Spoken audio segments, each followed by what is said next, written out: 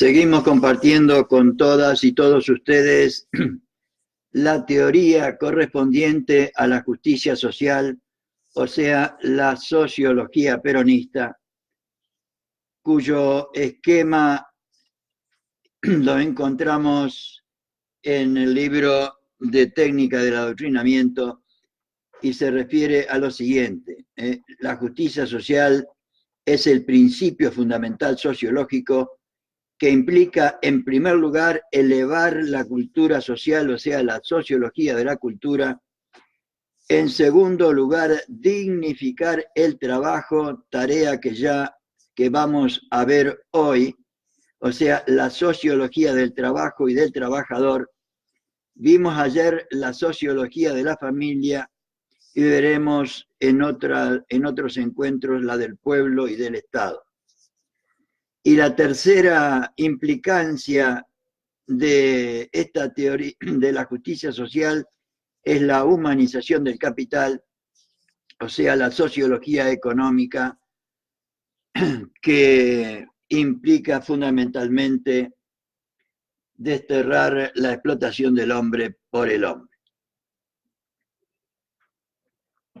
Siguiendo siempre el camino iniciado y trazado por la Escuela Superior Peronista, en su apartado tercero, que se refiere a los principios básicos de la doctrina peronista.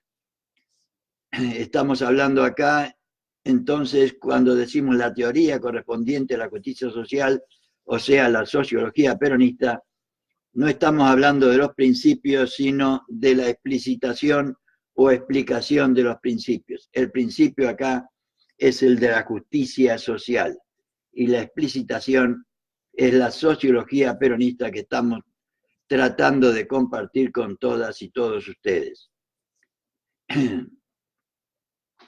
Recordamos en primera instancia el lema de esta materia, en primera, en segunda y en tercera instancia. Lo vamos a recordar siempre que compartamos con ustedes estos conceptos. Nadie puede realizarse a sí mismo en una comunidad que no se realice tan bien.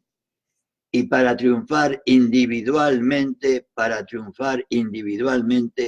es preciso hacer triunfar previamente a la comunidad. Establece la íntima relación que existe entre la persona individual y la comunidad de la que forma parte siempre. Entonces veremos hoy el capítulo quinto, o sea, la sociología del sindicalismo.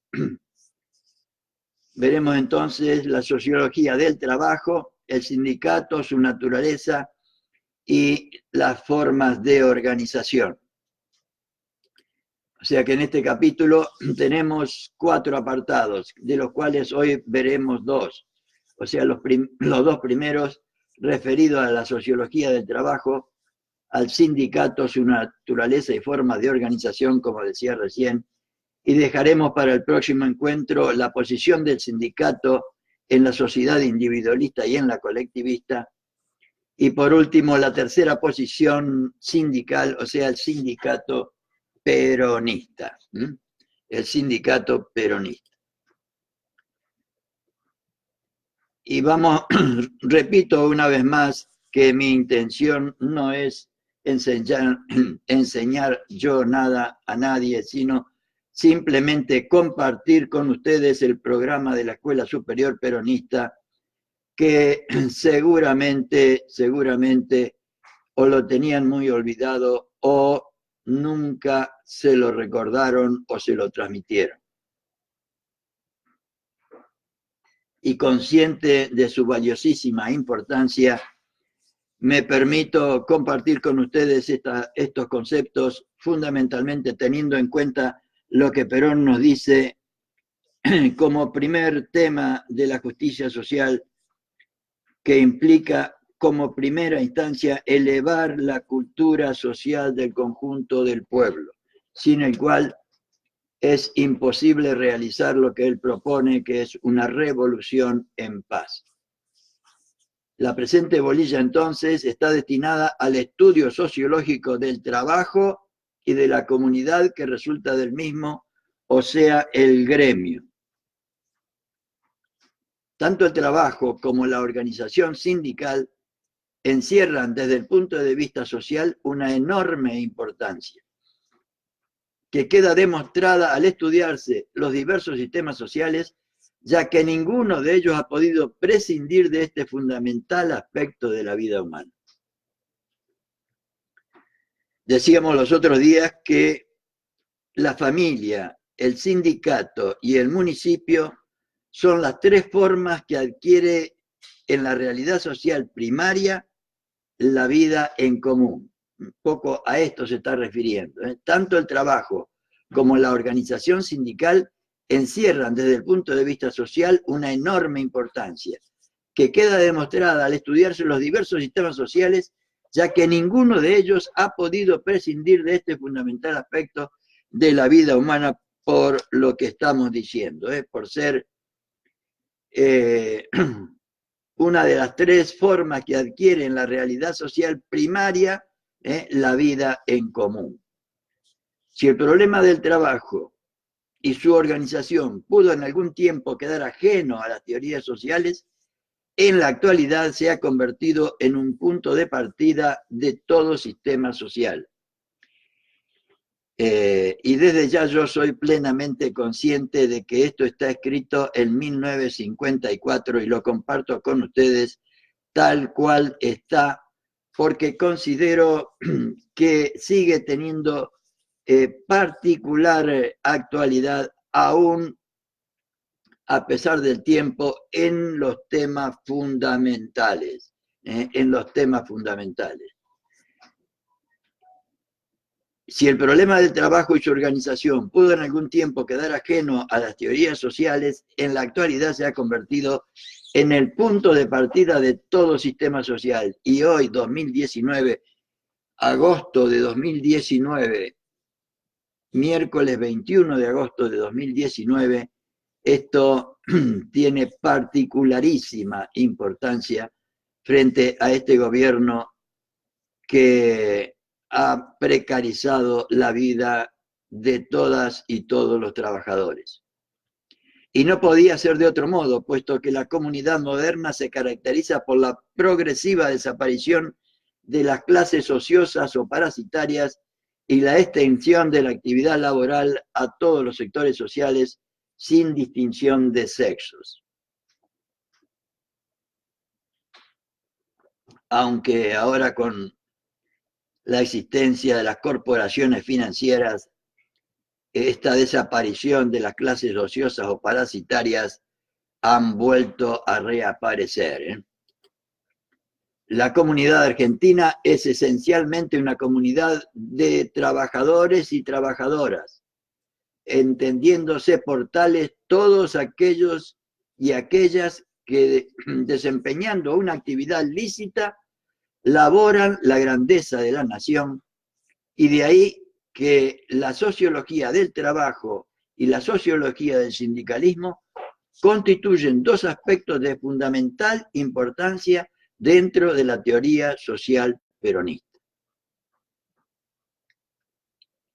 Si tendrá importancia esto, que fue el nudo gordiano sobre el cual piloteó Perón durante toda su vida. Y su revolución la hizo fundamentalmente a través de las y los trabajadores. Será porque Perón y Evita nos indicaban como condición indispensable elevar la cultura social, y entendía Perón que los compañeros trabajadores y sobre todo los sindicalizados ya tenían conciencia social, ya tenían organización social y ya tenían personalidad social. Lo que le faltaba era el proyecto político que él les transmitió y con ellos hizo la revolución. Veamos entonces la sociología del trabajo. Concepto del trabajo. Por trabajo se debe entender toda actividad lícita y útil para la comunidad. Toda actividad lícita y útil para la comunidad. El trabajo se concreta así en todo esfuerzo realizado por el hombre o la mujer, sea en el orden de lo material como de lo intelectual, mediante el cual se incorpora a la comunidad un bien determinado. Es el trabajo, juntamente con la naturaleza, el factor más importante en la producción de los bienes que han de servir para que el hombre o la mujer satisfaga las propias necesidades y las de sus semejantes. De la naturaleza y del trabajo surgen los elementos para satisfacer nuestras necesidades, si tendrá importancia. Y vamos a ver, aunque se puede extender más este tema y se puede analizar mucho más detenidamente, pero vamos a compartir con ustedes lo que nos proponen los primeros peronistas sobre la evolución de los sistemas de trabajo. Los sistemas de trabajo han evolucionado a través de la historia. No siempre el ejercicio de la actividad laboral se ha presentado en la humanidad con las mismas características y con los mismos derechos y consideraciones, seguro que sí. En la antigüedad, la forma típica del trabajo fue la esclavitud. El hombre libre no ejercía las actividades manuales, las que estaban reservadas a los esclavos adquiridos por trueque o conquistados por la fuerza. Con el advenimiento del cristianismo, el régimen de trabajo comenzó a suavizarse y se inició una era de dignificación.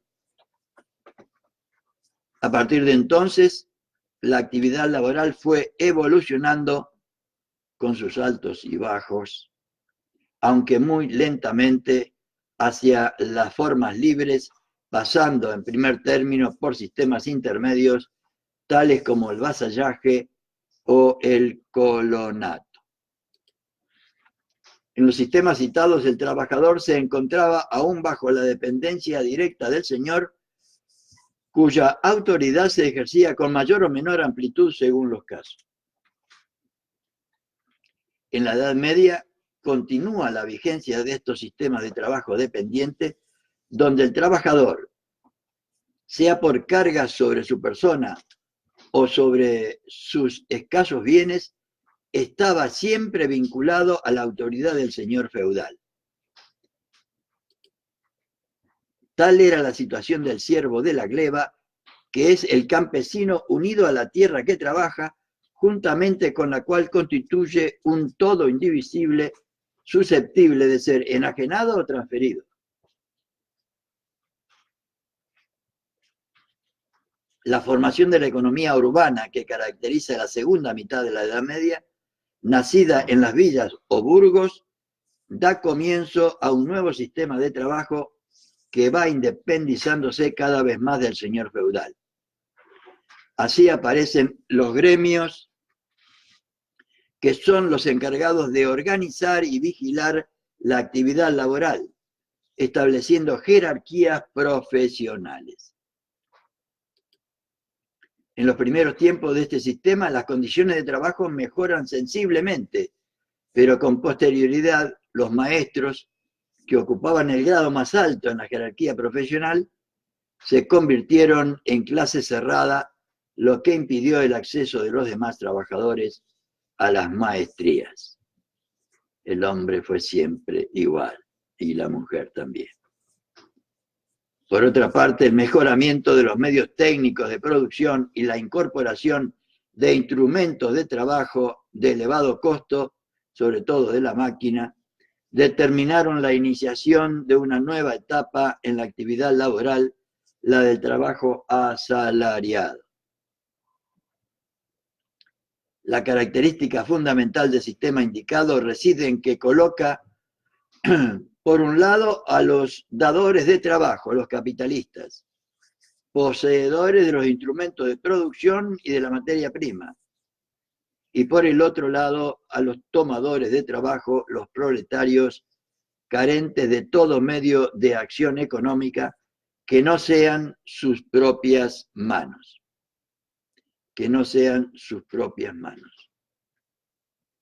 Y vamos a ver entonces el trabajo en la comunidad individualista, la que nos estuvo gobernando estos últimos 4 años y que si el pueblo argentino quiere, como parece que quiso el 11 de agosto de 2019, nos lo sacaremos de encima definitivamente. El trabajo en la comunidad individualista. La comunidad liberal individualista se presenta separada en 2 grandes sectores. Los hombres o mujeres poseedores de los instrumentos de producción, de la materia prima y del dinero. Y por otro lado, los hombres o mujeres despojados de todo valor económico que no sea el resultante de su propio trabajo. Los primeros ofrecen trabajo y los segundos lo toman. Y para reglamentar estas relaciones se establece el régimen contractual. El régimen contractual, que se basa en la supuesta libertad de las partes para decidir de acuerdo con sus intereses y voluntad. El régimen contractual. Sin embargo, el obrero no se encuentra en libertad de decidir porque pesan sobre él los imperativos de las necesidades propias y las de sus familiares. Debe, por consiguiente, aceptar las condiciones que le ofrecen los capitalistas, por duras que éstas sean.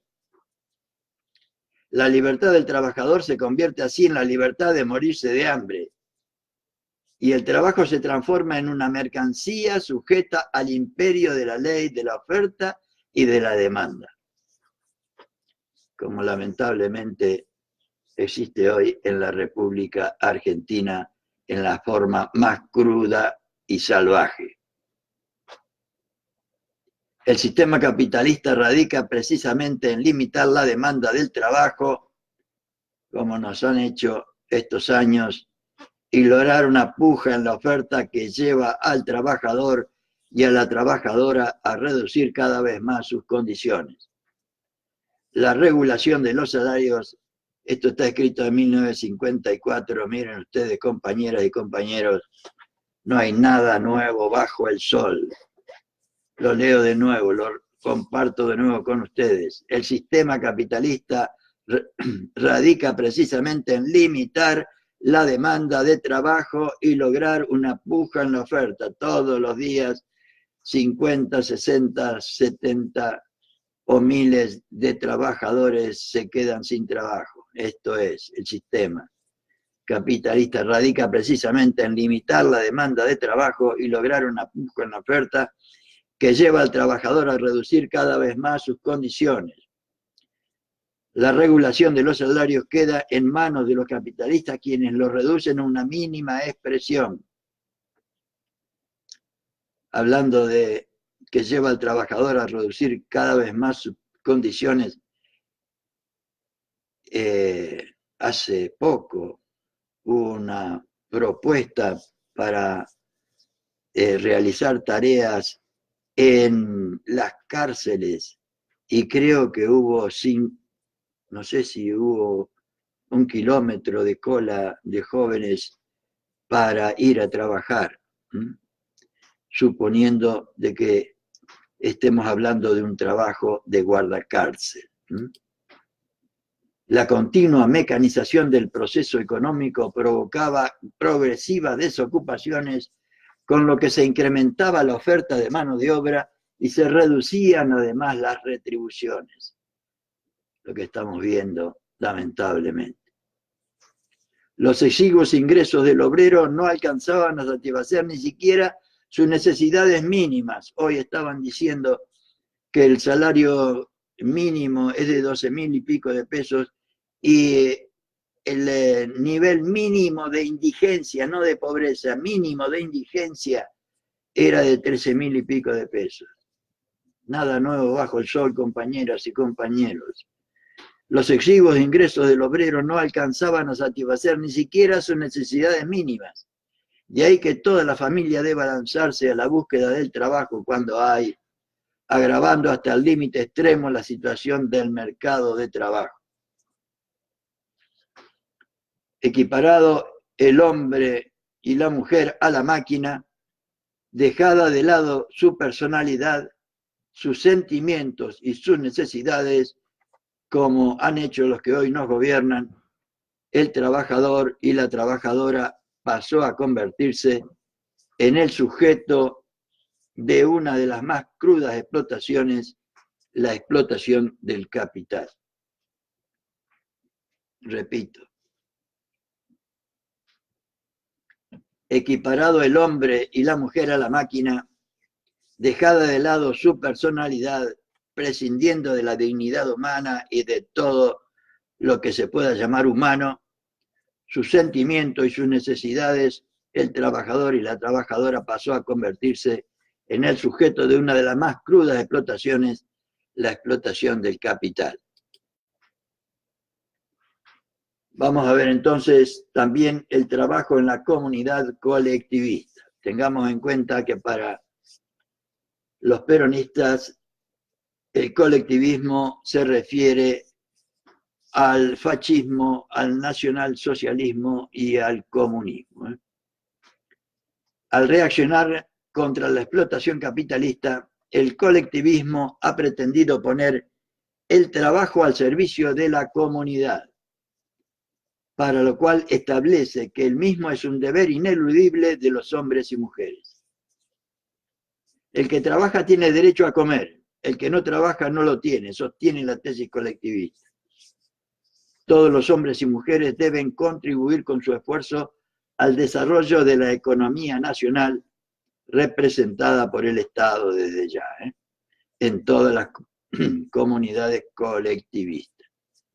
Y para evitar los abusos que cometió el capitalismo en perjuicio del trabajador y la trabajadora, socializa todos los medios de producción.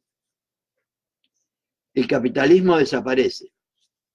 El capital no es ya patrimonio de unos pocos, sino patrimonio del Estado. La solución no mejora, por cierto, las condiciones de los trabajadores y las trabajadoras. Al colocar el colectivismo a todos los bienes en manos del Estado, pone al mismo tiempo a toda la colectividad al servicio de aquel, del Estado, y reemplaza la explotación del hombre y la mujer por el capital, por la explotación del hombre y la mujer por el Estado. La reglamentación de las condiciones de trabajo que el Estado colectivista establece no persiguen mejorar la situación de las masas proletarias, sino que buscan el máximo rendimiento del trabajo humano.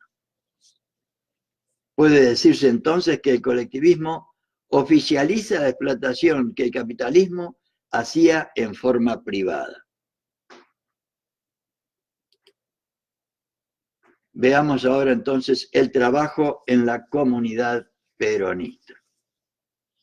En la comunidad peronista el trabajo es un derecho que crea la dignidad del hombre y es un deber porque es justo que cada uno produzca por lo menos lo que consume. Crea la dignidad del hombre y la mujer porque redime al individuo y sirve de base a la grandeza de los pueblos. Es un derecho porque todos los hombres y mujeres tienen derecho a lograr su felicidad y ésta se alcanza con la abnegación, el sacrificio y el trabajo. La vida no da otra clase de felicidad sino la que surge del propio esfuerzo en el propio trabajo. El trabajo es un deber porque en el esfuerzo individual está la fuerza que lleva a la prosperidad general si se lo realiza consciente y racionalmente. No es por lo tanto un mero instrumento que, al igual que los demás bienes económicos, pueda venderse o comprarse. No es algo comercializable como lo pretendía el individualismo. Por eso cuando el peronismo levantó la bandera de la justicia social, le señaló un alto objetivo espiritual: la dignificación de los trabajadores argentinos. la dignificación del trabajo y del trabajador, punto de partida y de llegada del justicialismo en el orden social. Que es, por otro lado, lo que decíamos los otros días referido al principio fundamental filosófico. El hombre, la mujer, el ser humano para el peronismo es una dignidad.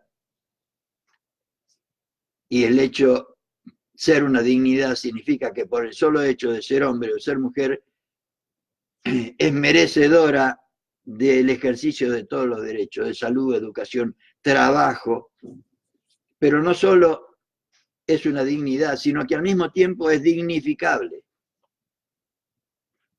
Fundamentalmente dignificable, fundamentalmente a través del trabajo. Por eso dice acá, cuando el peronismo levantó su bandera de la justicia social, le señaló un alto objetivo espiritual: la dignificación de los trabajadores y trabajadoras argentinos. La dignificación del trabajo y del trabajador, punto de partida y de llegada del justicialismo en el orden social. La acción del peronismo ha asegurado un estándar de vida suficiente, pero junto con ello, que representa los valores materiales en la conquista del trabajo, ha dado una dignidad que representa los valores espirituales. Valores materiales y valores espirituales, dentro de los cuales está desde ya elevar la cultura social de todas y todos. El resultado concreto de esta dignificación consiste en que dentro de la sociedad argentina, un trabajador o trabajadora tiene hoy una posición distinta a la de antes. Sí habrá diferencia del 2015 a hoy. Es consciente y es respetado por su patrón y por sus compatriotas. Y en segundo lugar, comparte hasta las tareas de gobierno, cosa que antes nadie había soñado. Hablando de los trabajadores y trabajadoras en un gobierno peronista. Es por todo ello que en la nueva concepción peronista de la comunidad nacional, el trabajo y la dignidad de ese trabajo, así como los derechos y la dignidad de cada trabajador y trabajadora, han sido contemplados como elementos fundamentales en la formación de las fuerzas de la nacionalidad. Fundamentales, repito. Es por todo ello que en la nueva concepción peronista de la comunidad nacional, el trabajo y la dignidad de ese trabajo, así como los derechos y la dignidad de cada trabajador, han sido contemplados como elementos fundamentales en la formación de las fuerzas de la nacionalidad. Los derechos del trabajador, consagrados constitucionalmente en la Constitución de 1949, dan forma legal a un conjunto de conquistas que por primera vez en la historia lograron cristalizar en las realizaciones prácticas antes que en las proclamaciones teóricas del derecho. Y veamos ahora, compañeras y compañeros, tratando de compartir con ustedes estos hermosos conceptos sobre el trabajo, el trabajador, el sindicalismo. Vamos a ver ahora el tema del sindicato, su naturaleza y forma de organización.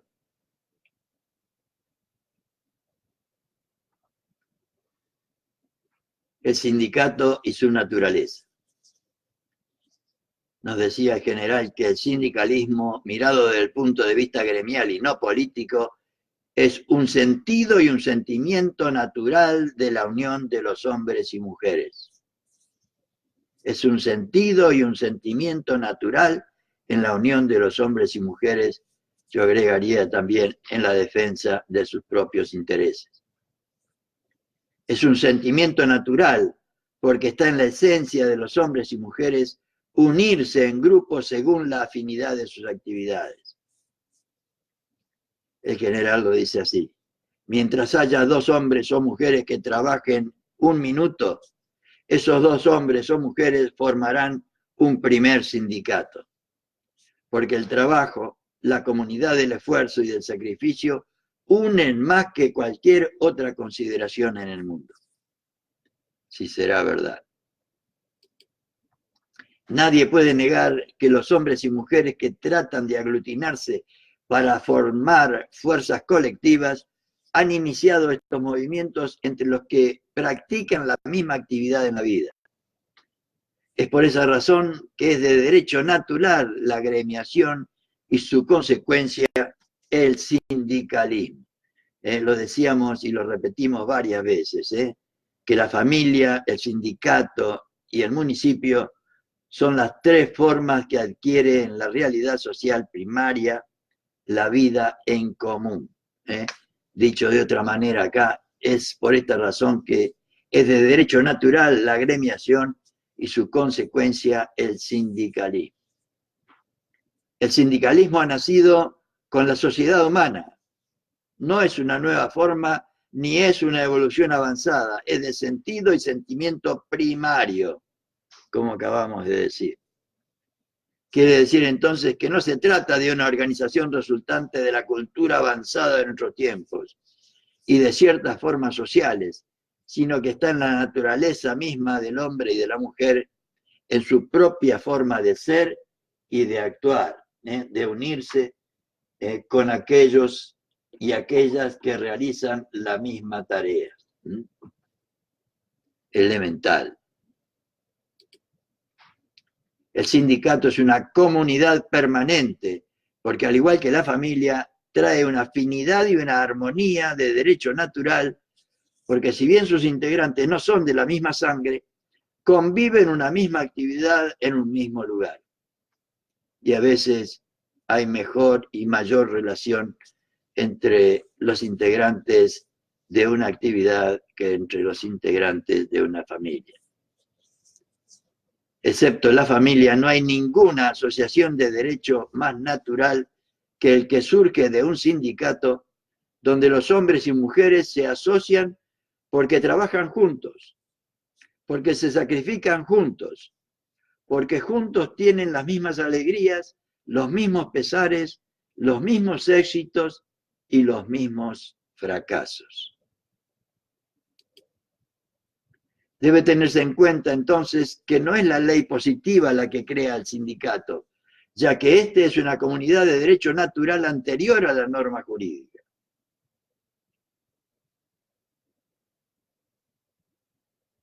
Lo que hace la ley es reconocerlo y darle vigencia jurídica dentro del ordenamiento legal del país. Igual, como decíamos antes, igual que la familia y que el municipio.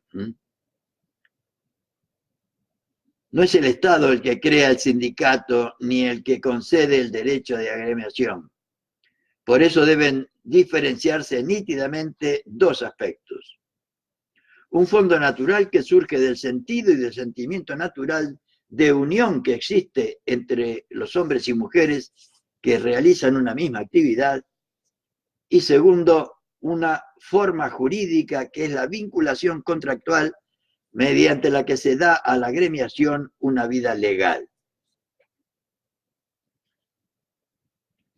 La doctrina peronista, rectamente ubicada frente al problema, consagra el derecho de los trabajadores y trabajadoras a agremiarse libremente para la defensa de los intereses profesionales, reconociendo que ese derecho es una atribución esencial que la comunidad debe respetar y proteger.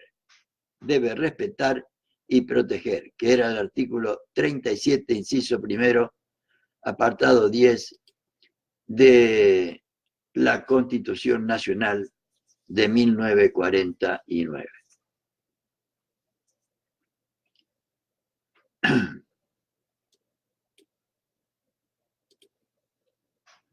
Vamos a ver la organización sindical. El general Perón nos indica los aspectos que deben ser contemplados en el problema sindical cuando expresa que el binomio del sindicalismo podríamos determinarlo perfectamente en dos aspectos. La organización y los dirigentes.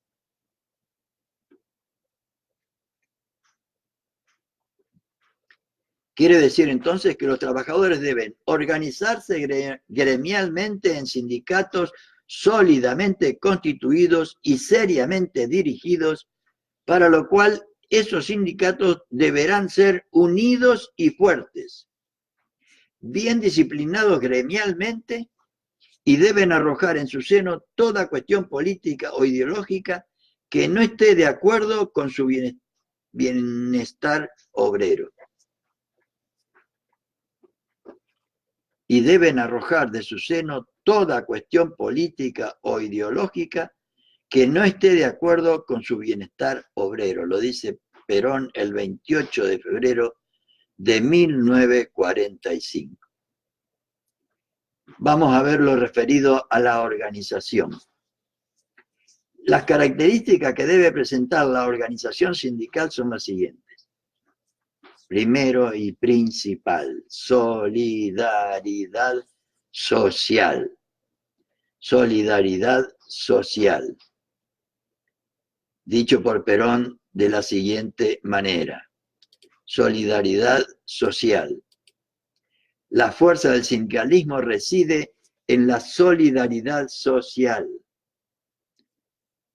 Sin solidaridad social, el sindicalismo es una organización más.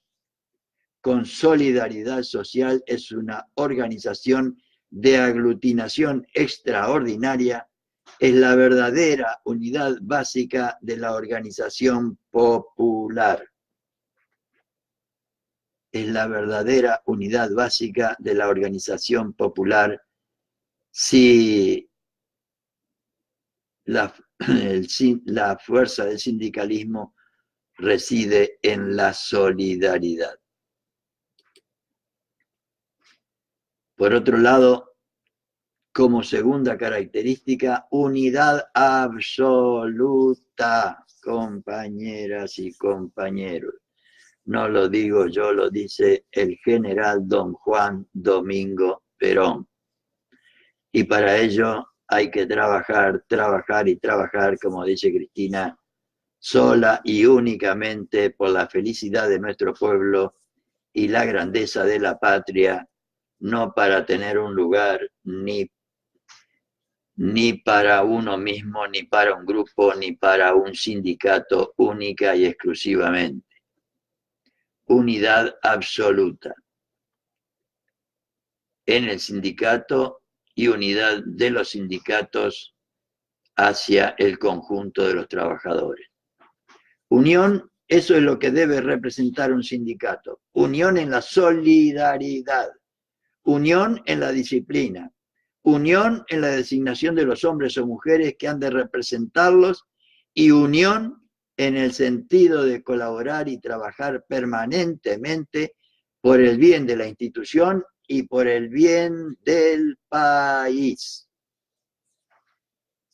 Por las dos cosas. Y por otro lado, en el peronismo se dice primero la patria, segundo el movimiento y tercero la institución y cuarto los hombres o las mujeres. El verdadero sindicalismo no puede estar representado por una cantidad de gremios separados con intereses muchas veces contrapuestos. El verdadero sindicalismo debe basarse y debe descansar en la unidad sindical absoluta. Es la única fuerza que puede contrarrestar a los enemigos de la patria. La falta de unidad significa una grave dispersión de fuerzas y es el síntoma clásico de la disociación gremial y el factor único de debilidad de las masas obreras.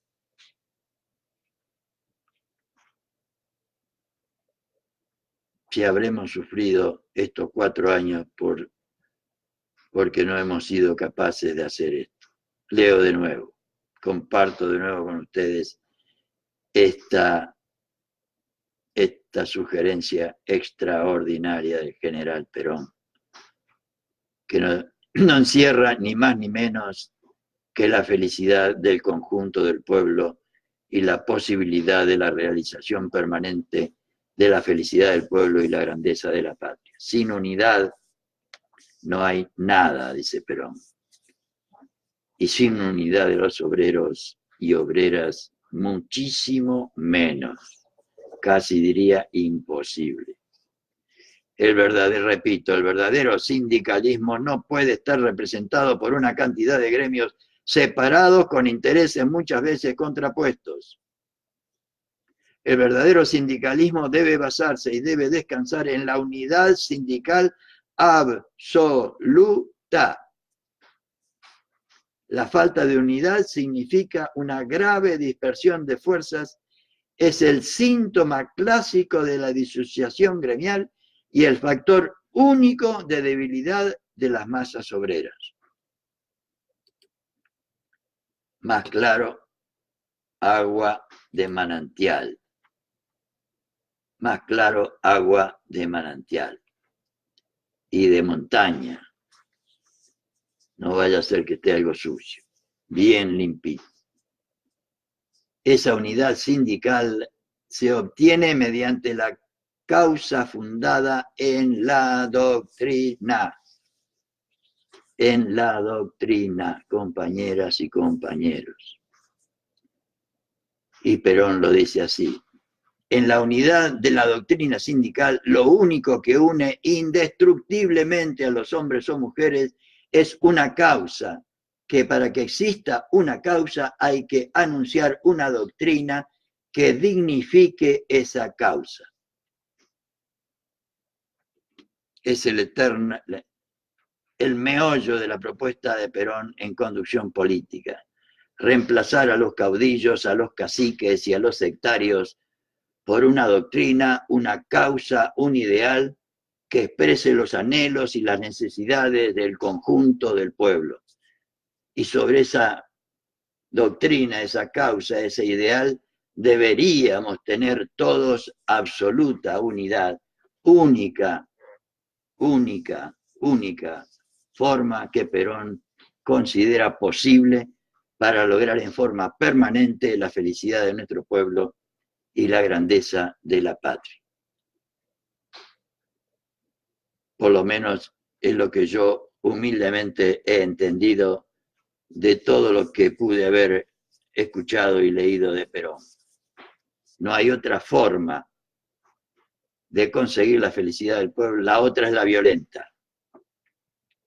Pero si queremos la felicidad del pueblo y la grandeza de la nación en paz y en democracia, debe ser en unidad.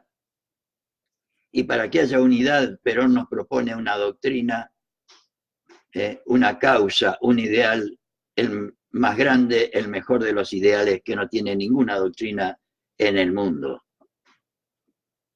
Es trabajar, trabajar y trabajar, como dice Cristina, y repito permanentemente, sola y únicamente por la felicidad de nuestro pueblo y la grandeza de la patria. Que cuando decimos la felicidad de nuestro pueblo es que todos y cada uno de los integrantes de nuestra comunidad nacional puedan ejercer todos los derechos que les corresponden como seres humanos. Salud, vivienda, trabajo primero, educación, etcétera, etcétera, etcétera. Lo que el peronismo de Perón y Evita y de Néstor y Cristina trataron de otorgar al conjunto del pueblo argentino. Vamos a ver la tercera característica que debería tener el sindicalismo. Fortalecimiento material y espiritual progresivo, las dos cosas. Yo creo que nos ha faltado este segundo durante los últimos 12 años de nuestro gobierno nacional y popular. Y por eso insisto tanto, no porque yo sea un gran visionario, sino porque Perón lo indica permanentemente y de todas las formas posibles para que lo entendamos de una vez por todas. Y pareciera que nos cuesta mucho entender esto. Fortalecimiento material y espiritual progresivo. No es suficiente que el sindicato se organice sobre la base de una amplia solidaridad social y unidad gremial. No es suficiente. Es preciso que vaya acrecentando día a día su poderío, siempre sin salir de las funciones específicas que le corresponden. Siempre sin salir de las funciones específicas que les corresponden. Y él lo dice así en 1953. La organización sindical es como un cuerpo fisiológico, ejemplo que Perón permanentemente utiliza, la armonía y el modelo del cuerpo humano. La organización sindical es como un cuerpo fisiológico. Necesita su tonificación permanente. Tonificación que no solo en el sentido material, que la haga más fuerte, más numerosa, sino también en el sentido espiritual, que la haga más homogénea, más cohesionada y más solidaria, y más capaz, intelectual, moral y físicamente. Otra característica que debería tener la organización sindical, o sea, las 4 características que Perón atribuye a toda organización: objetividad, simplicidad, estabilidad y perfectibilidad. La organización sindical debe cumplir con los principios fundamentales que señalan para toda organización. A saber, la objetividad, es decir, que los sindicatos deben organizarse de acuerdo con sus objetivos específicos, con la finalidad que por naturaleza les corresponde, y no a varias finalidades, porque en este último caso la organización resulta inefectiva para todas. Una organización debería tener una sola finalidad, como tiene, por ejemplo, el peronismo, que es trabajar para la felicidad del conjunto del pueblo y para la grandeza de la nación. Estamos hablando de la misma finalidad, es trabajar para el ser humano, para el hombre, para la mujer, tomado individualmente para hacer su felicidad y tomado colectivamente para realizar la grandeza de la nación. Por eso el general Perón recomienda a las y los trabajadores que sobre todo tengan en el gremio un concepto claro de que para vencer en la lucha por la vida es necesario ir tras un solo objetivo, que es la defensa gremial. Cuando se tiene 2 objetivos o 2 finalidades, Perón pone el ejemplo del sofá cama que se sienta mal y se duerme peor. Otra característica de toda organización, según Perón, es la simplicidad. Las organizaciones han de ser simples para ser eficaces. Las concepciones han de ser claras para ser realizables. El sindicato no puede escapar a estas reglas básicas. Hay que ir tras ideas simples y realizables. La estabilidad, no cambiar las cosas todos los días. El tercer principio de la organización que debe aplicarse es el de la estabilidad. Toda organización sindical debe ser estable para que pueda haber continuidad en la acción. Esta estabilidad no ha de afectar la evolución del sindicato y su adecuamiento a las circunstancias siempre cambiantes de la vida real.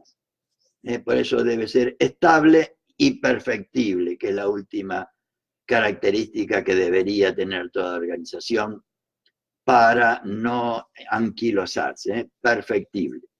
La organización sindical, dentro de la estabilidad necesaria para que los cambios continuos no debiliten sus actividades, ha de evolucionar hacia un progresivo ajuste de sus instituciones.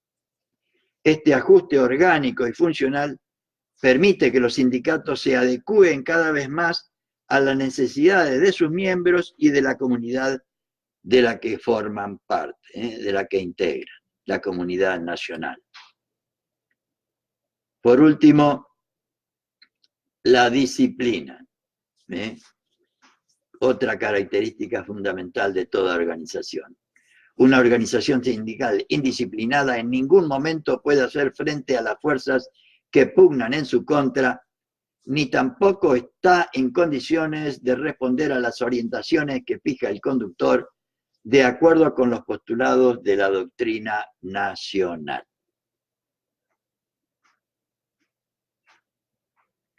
Recordamos entonces que Perón pide dos características a los sindicatos: que tengan organización y que tengan dirigentes como la gente.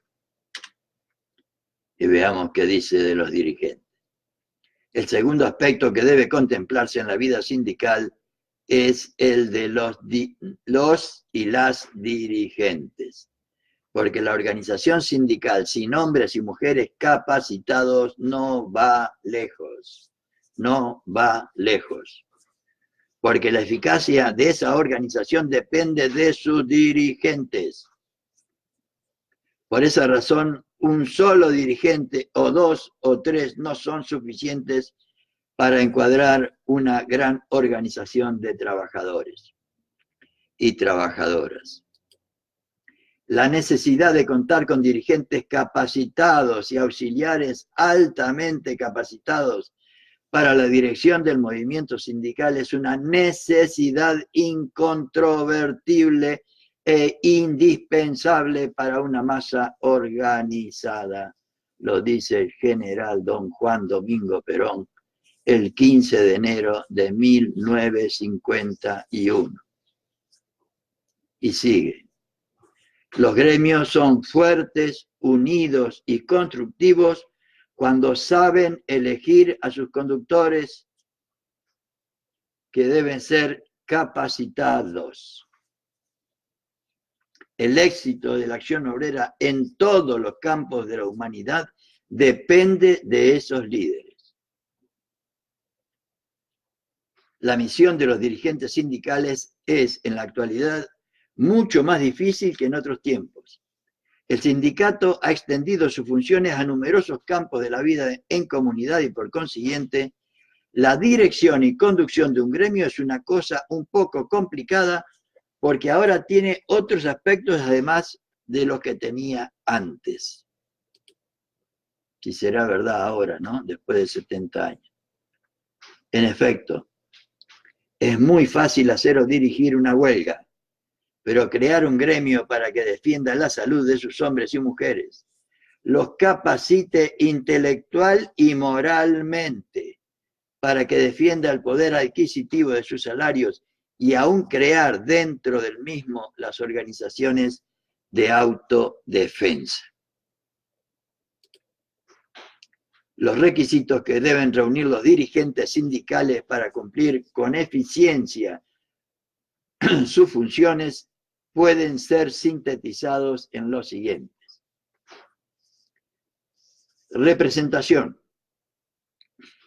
Los dirigentes han de tener representación efectiva de las masas trabajadoras. Deben saber interpretar fielmente los deseos y necesidades del gremio, y para que esto sea efectivo, nada mejor que el movimiento sindical se dirija por los únicos doctores que el movimiento sindical puede tener. Los doctores en sufrimientos y en luchas, que son los trabajadores. Qué hermosa frase, ¿no? Nada mejor que el movimiento sindical se dirija por los únicos doctores que el movimiento sindical puede tener. 2 puntos. Los doctores en sufrimientos y en luchas, que son las y los trabajadores. Por esa razón debe tenerse siempre en cuenta que la base para poseer dirigentes calificados y capacitados que constituyan verdaderos dirigentes de la masa trabajadora es dejar que la propia masa establezca quiénes han de dirigirla libremente. Agrego yo en 2019, libremente, humildemente. Otra característica que deberían tener los dirigentes sindicales: unidad espiritual. Para que haya verdadera unidad entre las y los trabajadores, es preciso que primeramente se forme una unidad espiritual en el corazón de cada uno de los hombres y mujeres que dirigen el movimiento obrero. Y la unidad espiritual la da para Perón la doctrina. No hay otra. Que no es ni más ni menos que tener todos la misma finalidad. El objetivo de la doctrina es la unidad de concepción, o sea, tener todos, lo que decíamos antes, la objetividad, tener una misma finalidad.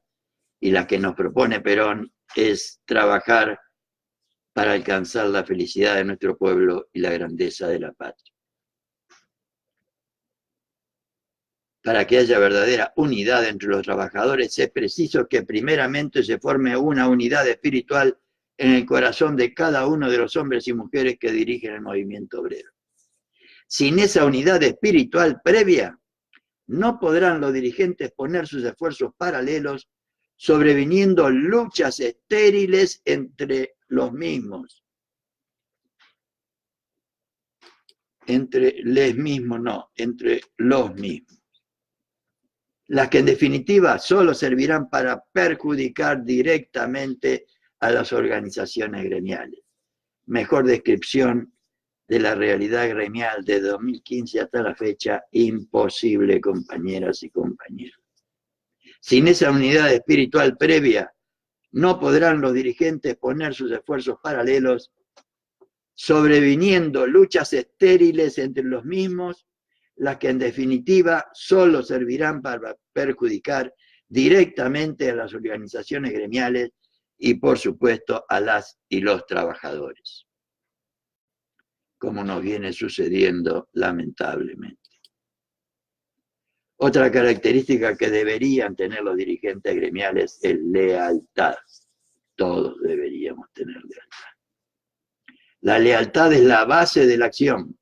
Lealtad del que dirige y lealtad del gremio hacia sus dirigentes. La lealtad no puede ser nunca una condición de una sola punta, ha de ser condición de dos puntas, lealtad del que dirige y lealtad del que obedece. Responsabilidad. El general Perón ha fijado claramente el concepto cuando expresa que no queremos dirigentes sometidos, esos a los cuales la oligarquía se encargó muchos años de inculcarles la resignación, que es algo así como inculcarles la esclavitud. Compañeras y compañeros, queremos dirigentes que sientan su responsabilidad, que protesten cuando hay que protestar y que se impongan cuando deben imponerse. Carajo. Lo dice el general Perón, no lo digo yo, el carajo es mío. Por ahí muy fuera de onda. El general Perón ha fijado claramente el concepto cuando expresa que no queremos dirigentes sometidos, esos a los cuales la oligarquía se encargó muchos años de inculcarles la resignación, que es algo así como inculcarles la esclavitud. Queremos dirigentes que sientan su responsabilidad, que protesten cuando hay que protestar y que se impongan cuando deben imponerse, sobre todo cuando nos pasa lo que nos ha pasado estos últimos años. Abnegación, otra cualidad que deberíamos tener todos, ¿no? El dirigente gremial que vive para su gremio sabe despreciar todas las otras ambiciones que no sea la de luchar por sus compañeros y compañeras para cristalizar claramente que debemos ser todos artífices del destino común, pero ninguno instrumento de la ambición de nadie. Cuando las organizaciones obreras tienen dirigentes capacitados, cuando esos dirigentes enarbolan las banderas de la abnegación y del sacrificio y no la de la ambición y del lucro, cuando se conduce a las organizaciones con abnegación y honradez, el camino a recorrer es largo y será glorioso. Y será glorioso. Capacidad, otra cualidad que el general Perón pide a los compañeros, ¿sí? Sabemos que el éxito de la acción, compañeros y compañeras, sabemos que el éxito de la acción obrera en todos los campos de la humanidad depende de sus líderes. De ahí la importancia que tiene la capacitación técnica y moral, sin las cuales es difícil que el dirigente gremial pueda triunfar en la realización de su cometido. Capacitación sobre la cual yo insisto tanto, no porque sea ningún iluminado, sino porque trato de repetir lo que permanente dice el general don Juan Domingo Perón, que en mi humilde opinión fue lo que posibilitó que sea lo que fue. Su extraordinaria formación intelectual, moral y en todos los sentidos. La formación de buenos dirigentes quizás no se comprenda tanto ahora que vivimos una época tranquila y feliz. Está hablando en 1951, después de haber realizado ya la felicidad del pueblo y la grandeza de la patria. Pero la vida está hecha de acciones y reacciones. Ahora estamos en acción, pero no significa que el futuro no reserve una reacción que habrá que enfrentar. Y esa reacción se enfrenta con buenos dirigentes y con buenas organizaciones. Con buenos dirigentes y buenas organizaciones. Las condiciones que se han señalado para el buen dirigente sindical no eran, por cierto, las que caracterizaban a los dirigentes gremiales de la época de la oligarquía.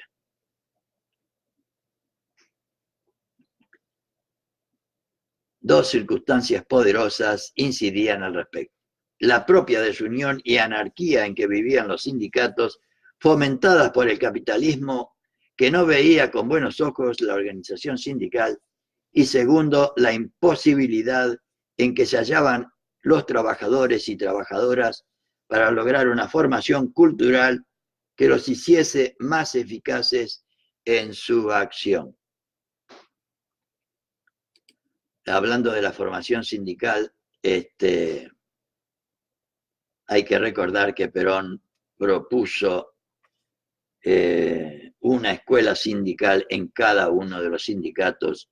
Además de la Escuela Superior Peronista, estaban las escuelas sindicales que debían retransmitir el programa completo de la Escuela Superior Peronista a todos los trabajadores y trabajadoras. Además de la capacitación específica para cada uno de los sindicatos. Formas de organización sindical. La organización de los sindicatos puede realizarse de forma horizontal, vertical o mixta. Por supuesto, esto ha evolucionado, pero lo comparto tal cual. Ellos hace ya casi 70 años, por lo menos nos transmitían estos conceptos. Los sindicatos horizontales se caracterizan porque reúnen a todos los trabajadores y trabajadoras que desarrollan una misma o semejante actividad, pertenezcan o no a una misma empresa. Pertenezcan o no a una misma empresa. Es el tipo de organización donde se agrupan todos los trabajadores y trabajadoras de una misma especificidad. Los plásticos, por ejemplo, los que trabajan en el plástico,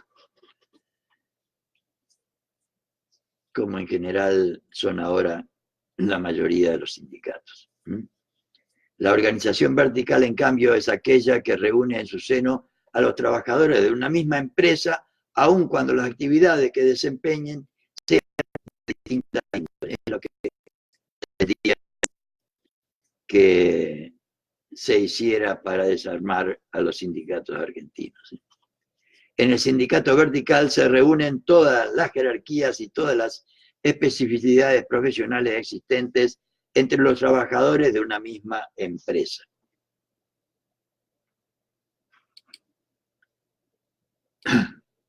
En realidad, las formas rigurosamente puras de organización sindical horizontal y vertical no son muy frecuentes, ya que los intereses gremiales han hecho surgir una nueva forma que es la organización mixta, en la cual se combinan las dos anteriores con gradaciones diversas, predominando en unos casos la organización horizontal y en otros la organización vertical.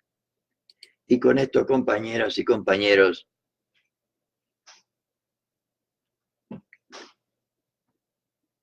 terminamos esta noche de compartir con ustedes la sociología del sindicalismo para continuar mañana con la segunda parte que se refiere a la posición del sindicato en la sociedad individualista y en la colectivista. Y por último veremos la tercera posición sindical, y el sindicalismo, por lo tanto, el sindicalismo peronista.